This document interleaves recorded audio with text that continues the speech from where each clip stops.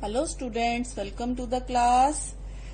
Unit number 5, System of Particles and Rotational Motion, 10+1 Physics. ये है बेटा यूनिट जो हम कर रहे हैं.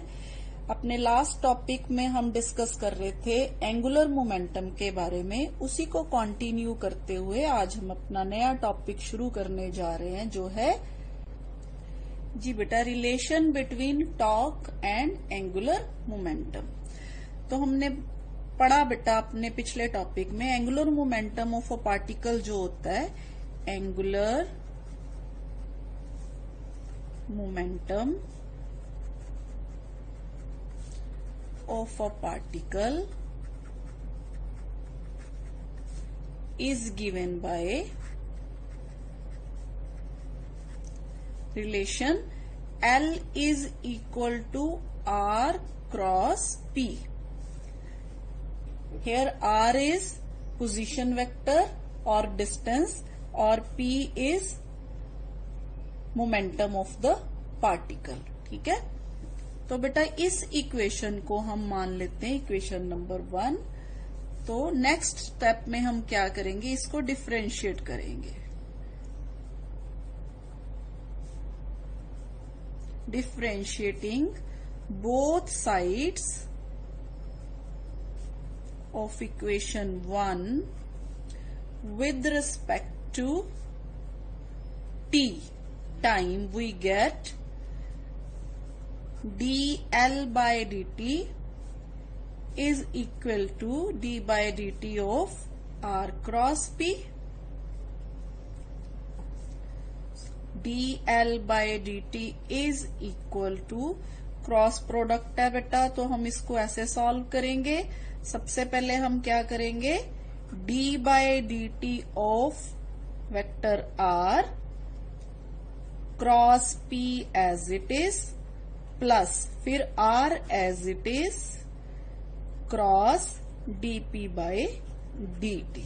सिंपली हमने यहाँ पे डिफरेंशिएशन का रूल अप्लाई किया है. तो बेटा यहां से हमारे पास dr बाय dt जो है वो क्या होता है बेटा, वेलोसिटी होता है. dr by dt is equal to velocity. Again p जो होता है वो होता है मास इनटू वेलोसिटी. ठीक है, तो बेटा अगर हम ये दोनों टर्म्स देखें तो इन दोनों में वेलोसिटी आ रही है. इसके अलावा बेटा हमारे पास ये एक और टर्म है dp by dt. dp by dt means rate of change of momentum which is equal to force. ठीक है, तो ये सारी टर्म्स जो हैं वो हम यहाँ पे पुट करेंगे. dl by dt is equal to v cross p means m into v. ठीक है, plus r as it is cross f. जी बेटा आप देखिए cross product of velocity vector and velocity vector. हमने क्रॉस प्रोडक्ट में पढ़ा था कि अगर दो वेक्टर्स पैरेलल होते हैं तो उनकी जो क्रॉस प्रोडक्ट होती है वो क्या होती है, 0 होती है. यानी कि अगर हम a क्रॉस a ले लें तो वो क्या हो जाएगा, a sine 0 a sine 0 which is 0. ठीक है, तो हमारे पास ये टर्म है बेटा जो इस हिसाब से क्या आ गई हमारे पास 0. सिंस यहाँ पे हम ये भी कह सकते हैं since v and p are parallel vectors. ठीक है, क्योंकि जो मोमेंटम है उसकी डायरेक्शन भी वही होगी, तो हम यहाँ पे ये भी कह सकते हैं सिंस v एंड p या mv are parallel vectors, so v cross mv is equal to 0. ठीक है, अब ये अगर 0 है तो हमारे पास ये वाली टर्म है जो r क्रॉस f, ये हमने किया था किसके बराबर होती है बेटा, टॉर्क के बराबर होती है. ठीक है, दिस इज टॉर्क. तो हम इस इक्वेशन में इक्वेशन नंबर 2 में पुट कर देते हैं ये values. Therefore, equation 2 gives dl/dt is equal to, ये टर्म तो 0 होगी और ये टर्म किसके बराबर आ गई बेटा हमारे पास, टॉर्क के बराबर।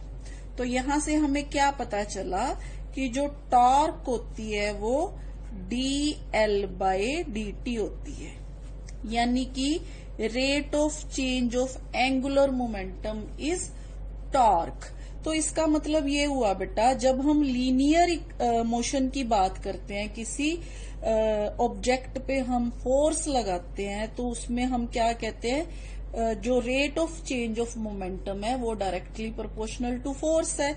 तो इस केस में रोटेशनल मोशन में फोर्स और टॉर्क और लीनियर मोमेंटम और एंगुलर मोमेंटम, ये दोनों टर्म्स आप देखिए। तो इसका मतलब लीनियर मोमेंटम जो होता है, लीनियर जो मोशन होती है उसमें हम अगर लीनियर मोमेंटम लेते हैं, तो जो रोटेशनल मोशन होती है उसमें हम क्या लेंगे, यहाँ पे एंगुलर मोमेंटम। तो सेम ये इसी तरह की इक्वेशन होगी ना, this is for linear motion and this is for rotational motion. तो ये है बेटा, change rate of change of angular momentum is equal to torque on a particle. ठीक है जी स्टूडेंट्स, अब देखते हैं law of conservation of angular momentum क्या होता है। मान लीजिए इस इक्वेशन में बेटा, this is equation number 3 let us suppose. तो बेटा ये इक्वेशन नंबर 3 में हम मान लेते हैं हमारे पास एक्सटर्नल टॉर्क है ना, जो वो क्या है, 0 है। ठीक है, हम मान लेते हैं suppose the external torque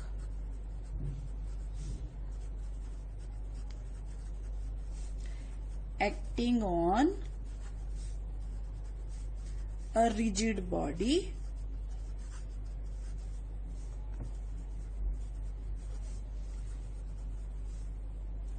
due to external force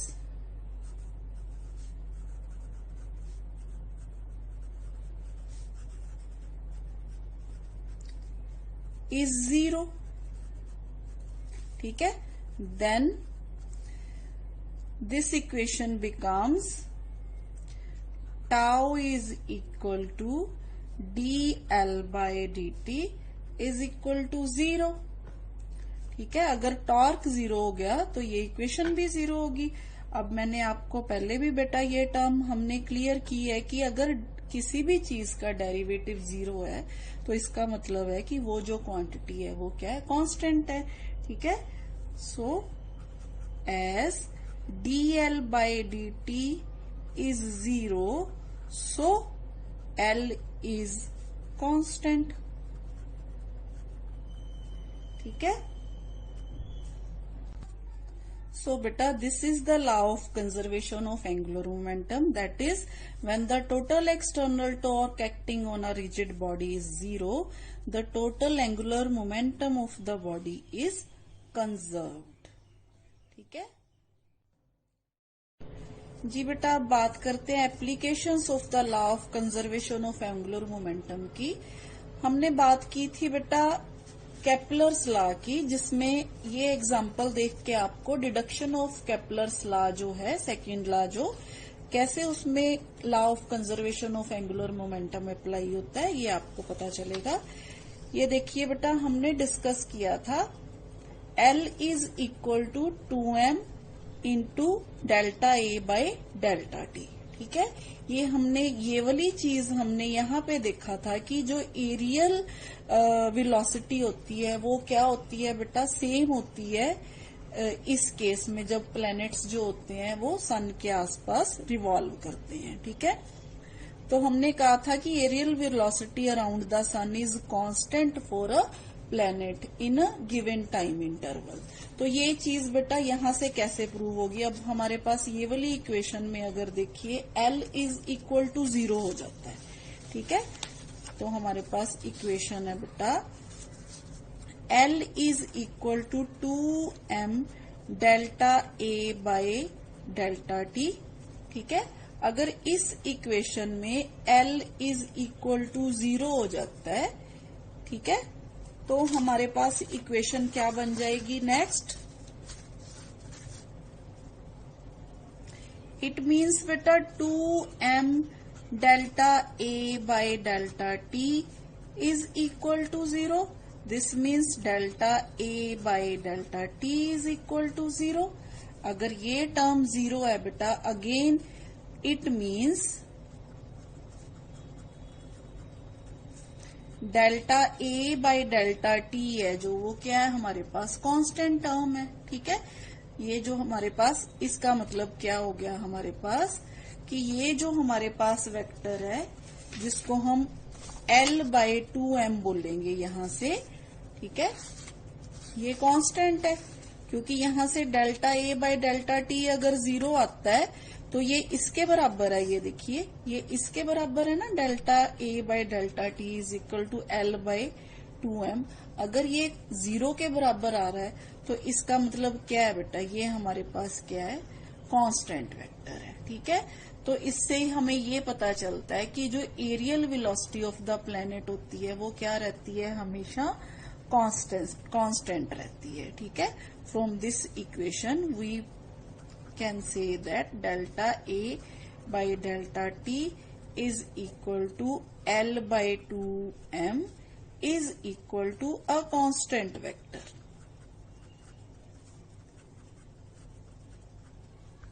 ठीक है जी बेटा, इसी तरह से using law of conservation of angular momentum हम ये कह सकते हैं कि the orbit of the planet always lies in a fixed plane.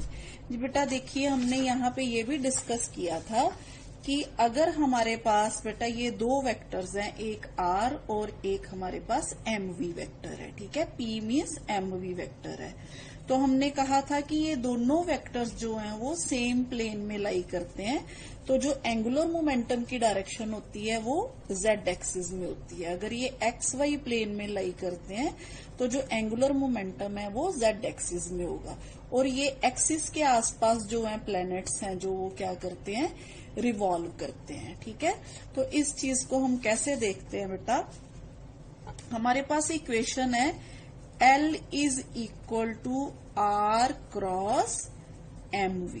ठीक है, हमने अभी कहा कि P जो है वो m इंटू v के बराबर है, तो angular momentum is R cross P, P की जगह पे mv। तो बेटा ये हमने कहा कि एक कांस्टेंट वेक्टर है, it is a constant vector. ठीक है, अगर ये कांस्टेंट वेक्टर है बेटा, तो since the vector L is perpendicular to the plane containing vector R and mv, तो direction of angular momentum vector will remain unchanged. कब अनचेंज रहेगी, only if the plane containing the vectors R and mv remains fixed, that is the orbit of the planet remains in a fixed plane. यानी कि अगर हमारे पास ये एक plane है, इसमें ऐसे ऐसे रिवॉल्व कर रहा है ऑर्बिट, तो प्लैनेट है जो इसमें रिवॉल्व कर रहा है तो इसी में ही रिवॉल्व करेगा, यहाँ ऐसे या ऐसे नहीं जाएगा, मतलब वो अपने फिक्स प्लेन में क्या रहेगा, जो है उसकी ऑर्बिट में मोशन रहेगी। सो बेटा इसको हम ऐसे भी देख सकते हैं, जैसे मान लीजिए ये हमारे पास प्लेनेट है, ये प्लेनेट है जो इस प्लेन में क्या कर रहा है, रिवॉल्व कर रहा है। ठीक है, अब हमने कहा R और mv वेक्टर है जो वो ये सेम प्लेन में है, तो ये हमारे पास क्या है, एंगुलर मोमेंटम की डायरेक्शन है। ठीक है, अगर हमने ये प्लेन की डायरेक्शन चेंज कर दी, मान लीजिए ये ऐसे हो गया, तो ये एंगुलर मोमेंटम की डायरेक्शन भी चेंज होगी ना, ये टेढ़ा हो गया, अगर ये टेढ़ा हो गया तो ये भी टेढ़ा हो गया। इसका मतलब अगर एंगुलर मोमेंटम फिक्स्ड है, ठीक है, कांस्टेंट है, इसकी डायरेक्शन फिक्स है, तो ये पक्का है कि जो प्लैनेट्स हैं वो उनका जो प्लेन है जिसमें वो ऑर्बिट, जिसमें वो घूम रहे हैं, वो भी क्या होना चाहिए, फिक्स होना चाहिए। ठीक है जी बेटा, next point, variation of linear speed of planet in its orbit. बेटा आपको याद होगा मैंने जब आपको उसका प्लैनेटरी मोशन के बारे में बताया था, तो मैंने ये कहा था आपको कि जब यहां से यहां जो जाता है प्लेनेट जब जाता है तो इसको क्या है, ये वाली दूरी जो है वो अगर 2 सेकेंड्स में तय करनी है तो वो आराम से जाएगा, बजाय इसके यहाँ C से D डिस्टेंस ज्यादा है तो यहाँ पे इसकी जो लीनियर वेलोसिटी है वो क्या हो जाएगी, ज्यादा हो जाएगी, यहाँ पे क्या हो जाएगी, कम हो जाएगी। तो ये कब होगा, जब हमने कहा कि L फिक्स रहता है। इसका मतलब ये है बेटा, अगर हमारे पास L is equal to mvr is equal to constant है, ठीक है बेटा। अब देखिए मास जो है वो वेरी कर नहीं सकता, ठीक है। अब अगर रेडियस कम हो गया तो वेलोसिटी ज्यादा होगी, अगर रेडियस ज्यादा हो गया तो वेलोसिटी कम हो जाएगी, क्योंकि इन सारी चीजों का जो हम कह सकते हैं प्रोडक्ट है वो क्या रहनी चाहिए, सेम रहनी चाहिए, कांस्टेंट रहनी चाहिए। तो इसका मतलब क्या है कि जो वेलोसिटी होती है वो प्लेनेट की क्या करती है, लीनियर स्पीड जो है वो वेरी करती रहती है, ठीक है, according to the distance of planet from the sun. इसके अलावा बेटा एक और एप्लीकेशन हम वो मोमेंट ऑफ इनर्शिया में भी पढ़ेंगे, एक्चुअली ज्यादा पढ़ेंगे उसमें। इसमें देखिए बेटा, ये एक चेयर पे एक व्यक्ति है जो उसके हाथ में क्या है, ये वेट्स पकड़े हुए हैं, ठीक है। मान लीजिए ये m है, ये एक्सिस है, और जब ये घूमेगा, ये रिवॉल्विंग चेयर है, जब ये घूमेगा रिवॉल्विंग चेयर पे तो ये इसके साथ मास भी घूमेंगे। ये जब ये घूमेगा तो ये ऐसे सर्कल है जो ऐसे इस सर्कल में घूमेगा, तो ये क्या सर्कल का रेडियस है, ठीक है। और v वेलोसिटी से घूमेगा ये, ठीक है, मास है जो वो फिक्स है। अब क्या करता है बेटा, अगर उसने अपनी स्पीड बढ़ानी हो, वेलोसिटी बढ़ानी हो, तो वो क्या करता है, अपने हाथों को इकट्ठा कर लेता है, यानी कि वो जो मास है ना वो उसको क्या करता है, सेंटर की तरफ ले जाता है।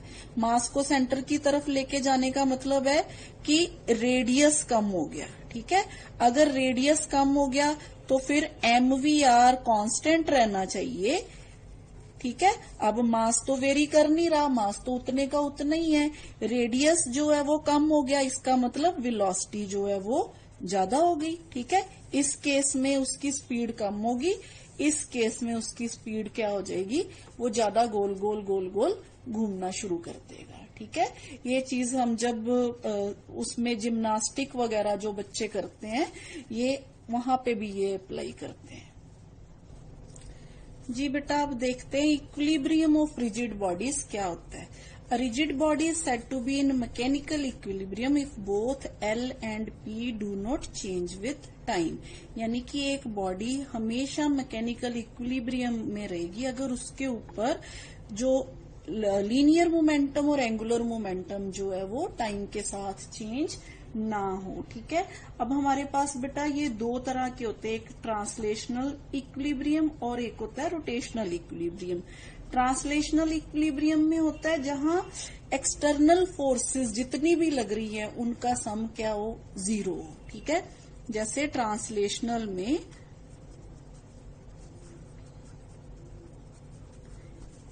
ट्रांसलेशनल होता है एक जिसपे हमारे पास F एक्सटर्नल जो होती है, सम ऑफ F एक्सटर्नल जो होता है वो 0 होता है, ठीक है। Resultant of all the external forces acting on the body must be 0, ठीक है। तो दे वुड प्रोड्यूस, तो हमने वो क्या करेगी, कोई लीनियर एक्सेलरेशन जो है वो प्रोड्यूस नहीं करेगी। अगर ये 0 ना हुई तो बॉडी क्या होगी बेटा, लीनियरली एक्सेलरेट करेगी। इसी तरह से रोटेशनल इक्विलिब्रियम होता है बेटा। रोटेशनल इक्विलिब्रियम में क्या होता है हमारे पास, इस केस में हमारे पास sum of all the torques acting on the body जो है वो क्या होनी चाहिए, 0 होनी चाहिए, ठीक है। Resultant of torques due to all the forces acting on the body about any point must be 0। तो ये हम इस जो हमारे पास ये एग्जांपल है, इससे मैं आपको समझाती हूँ, क्लियर हो जाएगा। मान लीजिए मेरे पास बेटा ये एक हमने देखा ना जो सीसा होता है, जिसमें बच्चे क्या करते हैं, एक इधर बैठ जाता है, एक इधर, ऐसे ऐसे करके इसमें स्विंग करते हैं। तो हमारे पास बेटा एक रॉड है, इसी तरह से ए बी रॉड है, इसको एक हमने फलक्रम पे सेट किया हुआ है, ठीक है। तो यहाँ पे हमारे पास इस तरफ भी ए डिस्टेंस है, इस तरफ भी ए डिस्टेंस है, ठीक है। तो ये जो रॉड है इसका हम मान लेते हैं नेग्लिजिबल मास है। तो इस केस में, पहले केस में हम क्या देखते हैं, हम ना यहाँ पे एक फोर्स लगाते हैं एफ और यहाँ पे भी एक फोर्स लगाते हैं एफ। अब हमारे पास कंडीशन क्या है बेटा, ट्रांसलेशनल इक्विलिब्रियम और रोटेशनल इक्विलिब्रियम दोनों होने चाहिए। अब देखते हैं हम यहाँ पे दोनों हैं कि नहीं। देखिए बेटा यहाँ पे दोनों तरफ फोर्स लग रही है और दोनों तरफ डाउनवर्ड डायरेक्शन में लग रही है। तो यहाँ पे फिर सम ऑफ फोर्सेस क्या हो जाएगा, सम ऑफ जो हमारे पास एक्सटर्नल फोर्सेस है वो क्या हो जाएगा, F plus F is equal to 2F, ठीक है। इसका मतलब जो सम ऑफ फोर्सेस है वो इक्वल टू 0 नहीं है, ठीक है। बट बेटा यहाँ क्या है, हमारे पास इस तरफ भी और इस तरफ भी फोर्स लग रही है, तो ये डिस्टेंस है, ये फोर्स है। अब टॉर्क क्या होता है हमारे पास, टॉर्क होता है फोर्स इंटू डिस्टेंस। तो यहाँ पे हमारे पास टॉर्क कितनी है, फोर्स इंटू ए, ठीक है, फोर्स इंटू ए। इसी तरह से इस तरफ भी फोर्स इंटू ए, ठीक है। अब देखिए ये जो है रॉड को इस तरफ घुमाने की कोशिश करती है टॉर्क, और यहां से जो फोर्स है वो रॉड को इस तरफ लेके जाने की कोशिश करती है। तो इसका मतलब ये हुआ बेटा कि दोनों टॉर्क यहाँ पे और यहाँ पे जो टॉर्क है ये क्या है, मैग्नीट्यूड इनका सेम है पर डायरेक्शन ऑपोजिट है। तो इस केस में जो नेट टॉर्क है बेटा वो क्या हो जाएगी, हमारे पास फर्स्ट केस में नेट टॉर्क है जो वो 0 हो जाएगी, ठीक है। तो इसका मतलब क्या हुआ कि बॉडी जो है वो हम क्या कह सकते हैं, rod is in rotational equilibrium but not in translational equilibrium, क्योंकि फोर्स ये 0 नहीं है, इसीलिए ये ट्रांसलेशनल इक्विलिब्रियम नहीं है। बॉडी एक्सेलरेट कर सकती है, बॉडी मूव कर सकती है, पर ये 0 है, इसका मतलब बॉडी रोटेट नहीं कर सकती, ठीक है। तो इसको हम बोलते हैं रोटेशनल इक्विलिब्रियम। अब इस केस में देखते हैं, मान लीजिए एक फोर्स इधर को लग रही है, दूसरी फोर्स इधर को लग रही है, ठीक है। अब सेकंड केस में हमारे पास जो सम ऑफ फोर्सेस है वो क्या आ गया, 0, क्योंकि एक की डायरेक्शन ये है, दूसरी की डायरेक्शन ये है। अब हम देखते हैं टॉर्क का, टॉर्क क्या है बेटा, देखिए इस तरफ रॉड जो इस तरफ घूम रही है, अगर यहां से देखें तो रॉड इस तरफ घूम रही है, तो इस केस में टॉर्क क्या हो जाएगी, फोर्स इंटू डिस्टेंस, ठीक है। दूसरी तरफ से भी टॉर्क किसके बराबर हो जाएगी, फोर्स इंटू डिस्टेंस, ठीक है। ये यहाँ ए क्या है, डिस्टेंस है फ्रॉम द सेंटर, जिसको हम जो है मूवमेंट आर्म भी बोल देते हैं, ठीक है। तो इस केस में देखिए बेटा टॉर्क है तो सेम, पर ऑपोजिट डायरेक्शन में नहीं है, सेम डायरेक्शन में है, यानी कि ये दोनों टॉर्क की डायरेक्शन क्या है, एंटी क्लॉकवाइज है। तो यहाँ पे हम कह सकते हैं कि सम ऑफ टॉर्क्स जो है वो क्या है हमारे पास, नॉट इक्वल टू 0, ठीक है। तो इस केस में बॉडी जो है वो ट्रांसलेशनल इक्विलिब्रियम में है पर रोटेशनल इक्विलिब्रियम में नहीं है, ठीक है। इसका मतलब ट्रांसलेशनल इक्विलिब्रियम में है बॉडी, ठीक है, बट रोटेशनल में नहीं है, नो रोटेशनल इक्विलिब्रियम। इस केस में क्या है, ट्रांसलेशनल में नहीं है बट रोटेशनल में है, ठीक है। तो ये था बेटा हमारा टॉर्क एंगुलर मोमेंटम के बारे में। तो आज के लिए इतना ही। थैंक यू बेटा।